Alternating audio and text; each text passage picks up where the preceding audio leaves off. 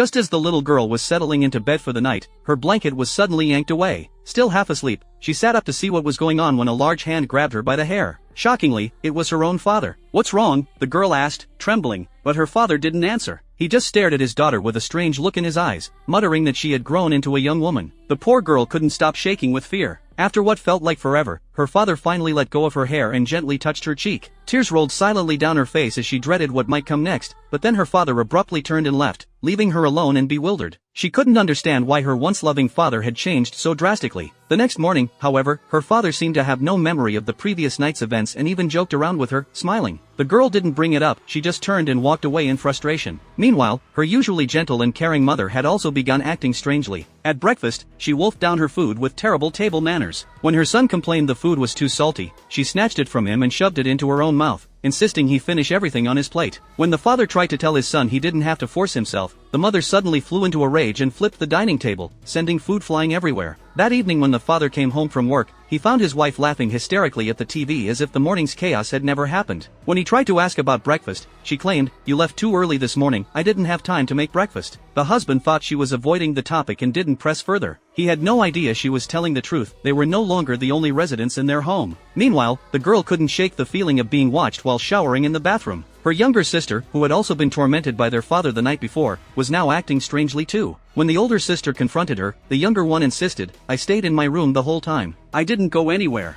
Then she added, "Dad pulled off my blanket last night." The older sister initially didn't believe her, thinking it might have been a nightmare, but the younger sister continued, "Mom was really weird this morning too, like something had possessed her." Remembering the disturbing behavior she'd witnessed from their mother, the older sister began to have doubts. Just then, their father burst through the door with an eerie smile on his face, muttering, "Both my daughters have grown into young women." The sisters stared at their father in disbelief, unable to comprehend that these words were coming from his mouth. This captivating Korean film is called Metamorphosis.